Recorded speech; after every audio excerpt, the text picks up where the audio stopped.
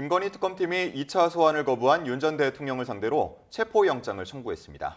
윤 전 대통령 측은 건강 악화에 대한 주치의의 소견을 받았다고 얘기하고 있는데요. 관련 내용과 함께 특검 수사 상황 짚어보겠습니다.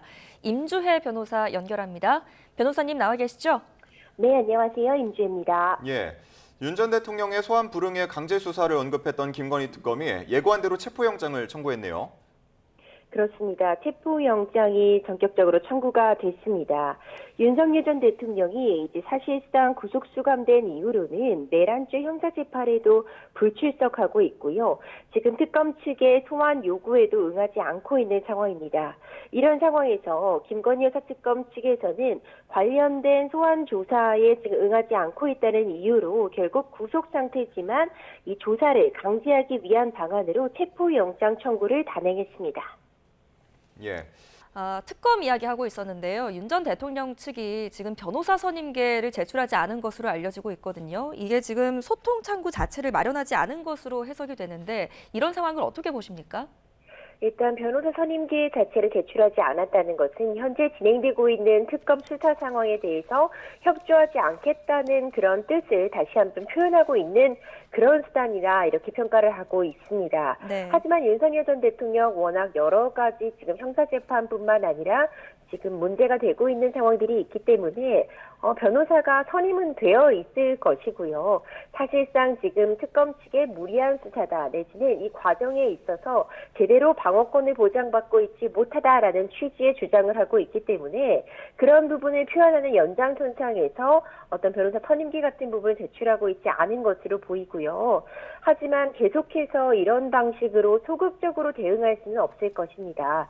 결국 궁극적으로는 본인의 방어권 행사를 위해서라도 적극적으로 수사에 임하거나 그 과정에서 소명하고 싶은 부분이 있다면 주장을 하는 그런 선택을 해야 하지 않을까 싶습니다. 예. 네. 윤 전 대통령 측은 건강 악화를 이유로 들고 있고요. 실명할 수 있다라는 주치의의 소견을 또 전달했다고 알려지고 있는데 이런 부분들도 많이 반영이 되는 겁니까?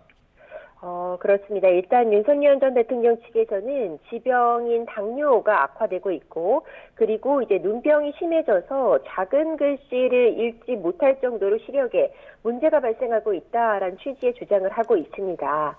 이에 따라서 의료진의 소견서 역시도 이제 제출을 하겠다 이런 입장을 밝히고도 있는데 지금 특검 측에서는 아마도 이제 체포영장의 발부 여부를 심사하는 단계에서 이런 부분들 역시 고려가 되겠지만 구체적으로 이제 제대로 조사를 받지 못할 그런 건강상의 이유가 발생을 했다면 이 부분에 대한 소명은 필요할 것이고요. 나아가서 과연 이것이 조사를 받지 못할 정도에 이르렀는가, 조사를 거부하는 것이 정당한가는 결국 법원에서 판단을 받을 수밖에 없는 상황입니다. 네, 알겠습니다. 지금 시간이 좀 많이 지나서요. 바로 김건희 수사 이야기로 넘어가도록 하겠습니다. 건진법사 청탁 의혹의 핵심 인물 윤영호 전 통일교 세계본부장에 대한 구속영장이 발부가 됐습니다. 신병 확보가 됐는데 앞으로 수사 상황 어떻게 전망하십니까? 그렇죠. 결국 이 윤영호 전 본부장 같은 경우에는 이 연결고리, 그러니까 건진법사 전성배 씨에게 이 윤영호 전 본부장이 고가의 가방과 목걸이를 김건희 여사에게 전달해달라는 목적으로 넘겨주었고 이것을 지금 건진법사 전성배 씨는 잃어버렸다라는 취지의 주장을 하고 있는 상황입니다. 네. 특히 이 관련해서 사실상 통일교 측에 어떤 청탁 목적이 있었는데 지금 통일교 측은 또 이것은 윤영호 전 본부장의 개인적인 예탈론이다 이렇게 또 선을 긋고 있어서 굉장히 중요한 키맨 역할을 할 수밖에 없거든요.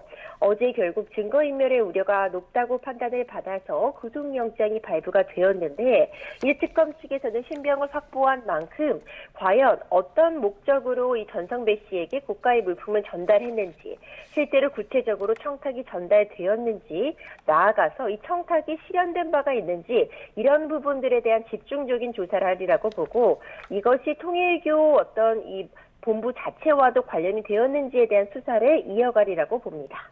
예. 자, 앞서서 또 목걸이가 발견된 부분에 대해서도 여러 이야기가 오가고 있는데 일단은 모조품으로 판명이 된 거죠.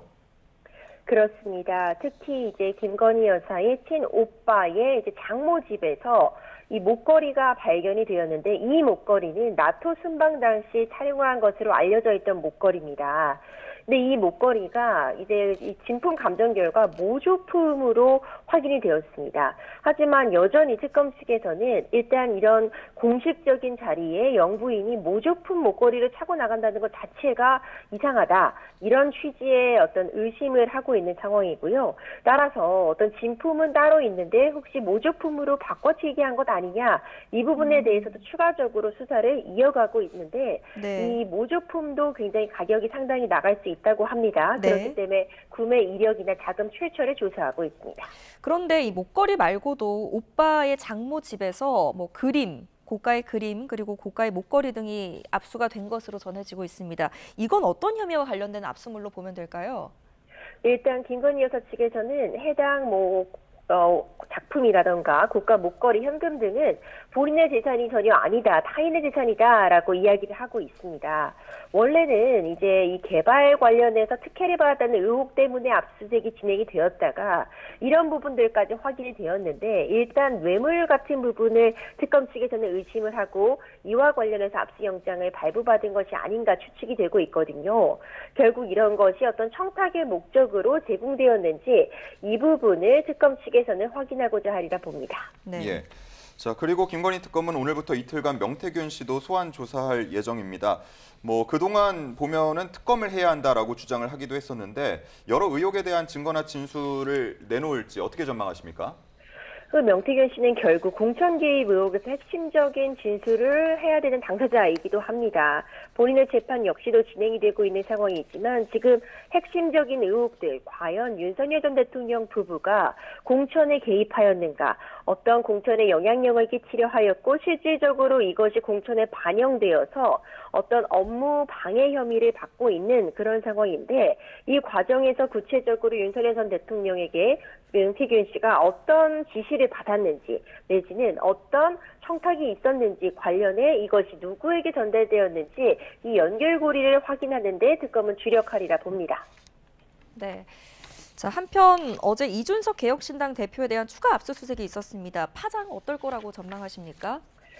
이준석 대표도 이와 관련해서 굉장히 이것은 무리한 수사다라고 반발을 하고 있습니다. 네. 일단 기본적으로 앞서 살펴봤던 공천 개입 의혹의 연장선상인데요.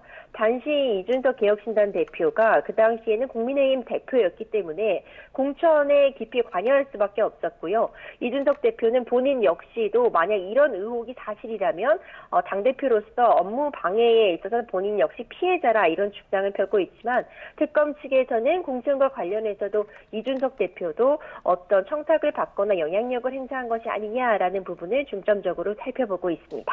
예. 자, 끝으로 내란 특검 이야기도 잠시 해보도록 하겠습니다. 오늘 이상민 전 행정안전부 장관에 대한 구속영장 심사가 있는데 영장 발부 가능성 어떻게 보십니까? 일단 증거인멸의 우려가 있느냐가 쟁점이 되리라고 보는데요. 지금 단전단수 지시와 관련해서 이상민 전 장관은 이런 지시를 받은 바도 없고 내린 바가 없다는 취지의 진술을 해왔는데 이와 좀 상반되는 그런 증거들이 확인이 되고 있어서 이런 부분은 증거인멸의 우려가 높다는 판단을 받을 가능성도 충분히 있어 보이는 상황이고요. 그렇다면은 증거인멸의 우려를 염려하여 영장이 발부될 가능성도 있지 않을까 전망이 되고 있습니다. 네, 알겠습니다. 오늘 여기까지 듣겠습니다. 임주혜 변호사와 함께했습니다. 잘 들었습니다, 변호사님. 감사합니다.